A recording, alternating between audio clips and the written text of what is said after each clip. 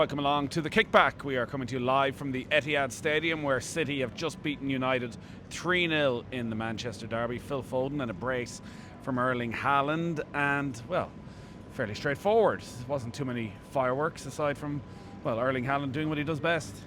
Yeah, I think Manchester City were by far the better team and won very, very comfortably. I think once they got the second goal, I never felt Manchester United would come back. Then they had the third goal. It was only just over an hour gone, and they, I think, strolled to the victory after that. There wasn't enough fight in Manchester United, not enough quality, and they were outplayed. Technically, Manchester City were the better team, the better players in the match.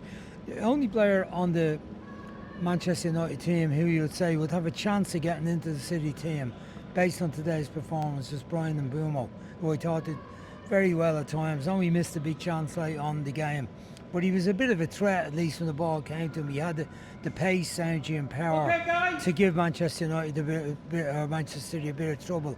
But other than that, he was the rest of the team were outplayed by their direct opposition opponent, and they were just a better side all round. Manchester United were poor enough, I would have to say. They tried hard at times, but they weren't good enough.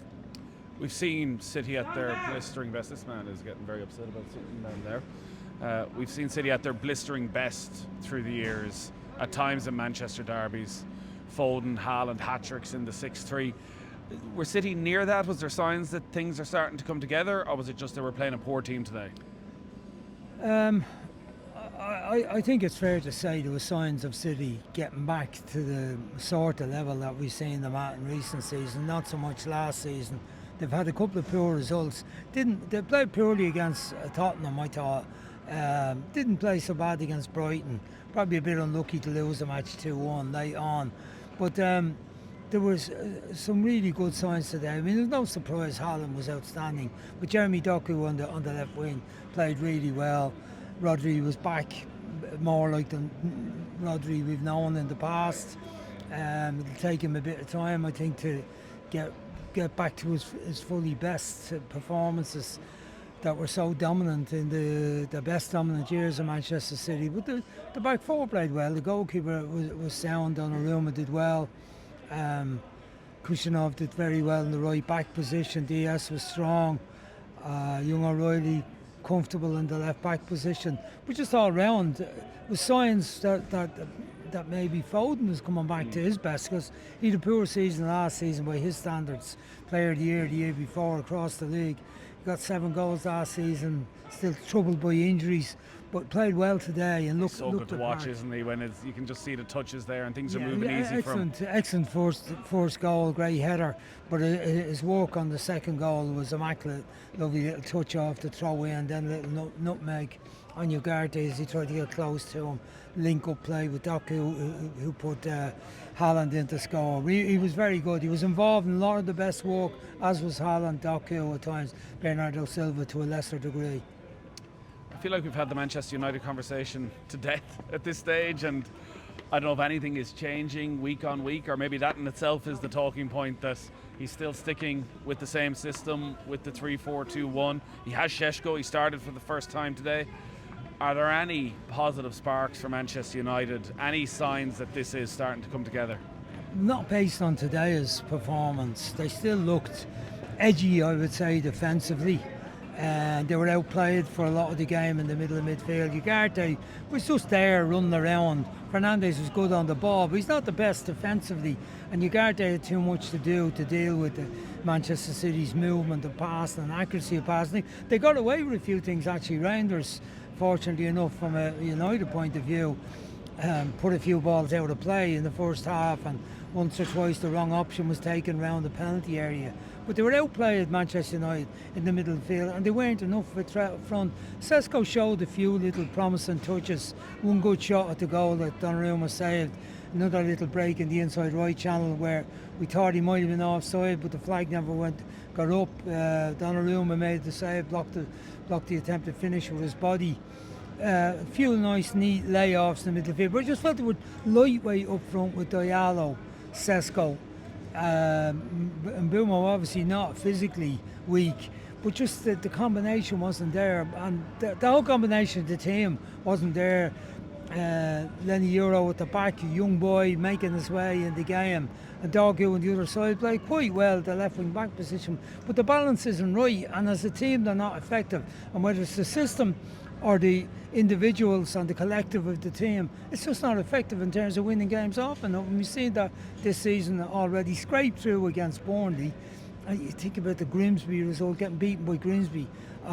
We're quite a strong team on the park. We're just well beaten today, and probably lucky to get away with 3-0. You think the chances that Haaland had that he missed, as well as the 2 goals he scored. Haaland's record, as we all know, is insane and unprecedented. 50 Premier League games here at the Etihad, 50 goals. Is he the best you've ever seen in the Premier League? As a goal scorer? I think his goal scoring record would suggest that he's been the best, the most consistent goal scorer based on his ratio goal to game. I think he might be. But you know, what's he, 3 years? This is the start of his 4th season in the league. He's been phenomenal, playing in a great team. But you know, different eras, different times. It's hard to compare. But at the rate he's going, I mean, you look at what he did previously in Dortmund and back before that at the various clubs he came up through. He's had an extraordinary strike rate, and it doesn't look like he's going to slow up anytime soon. Even he's looking internationally, scored 5 goals during the week. His performance today, his all-round performance today was excellent, both in defence and in attack. Just on that, because so often we'll talk about Haaland, and the stat will come up at half-time that he's had 4 touches, and the line that will be given by everybody will be, oh, it doesn't matter, his job is to get you goals as long as he takes his chances. But we've often seen him put in performances like this where from minute 1 he's looking to get involved, looking to drop a bit deeper, you know, be a nuisance to the centre halves, big, strong, physical. You could see becoming maybe a bit more of a leader in the squad as well. Like, should we start expecting a bit more from him?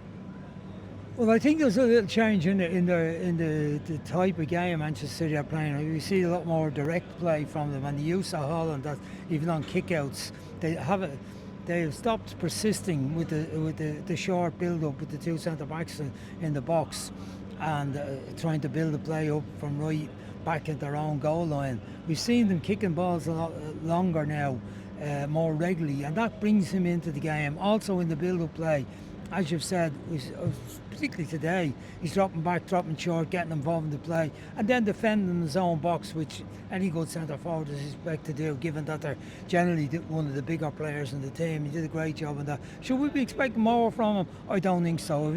If he can, well, the poor season last season, in only getting 22 league goals. You know, I think the way he started this season, that gets him onto 5 after 4 games. If he keeps up that strike rate, I mean, that's what you want in your centre forward, regular goals. If he's heading balls out of his own box on a regular basis, and he's doing some of the link-up play, up until probably the last season or 2, Manchester City have not needed centre forward to get involved in link-up play. There's a bit more help and competition with him. You must remember they hadn't got Marmouche wasn't around today, who looked like a half decent centre forward when he's available to play himself. So. But I think with the midfield, it's still been in the transition stage from the dominance of the Rodri, Gundogan, Bernardo Silva, that kind of lineup, Foden at his best. They might still need him a bit more to help out the midfield, to give them that dominance they want. We're not seeing so much of the inverted full-back thing of Kyle Walker in the middle of the field, or Gavidal in there, whoever it is, Rico Lewis at times when he played. We see a little bit of it O'Reilly today, but it was a more stretched use of the game, I thought, today, and more use of the width of the pitch with Doku particularly on the left-hand side, with giving the Bernardo Silva on the right-hand side. So the game is evolving a little bit for them too, and I think they needed to evolve their game if they're going to get back to the standards they set, and for to be competitive with the likes of Liverpool and Arsenal this season.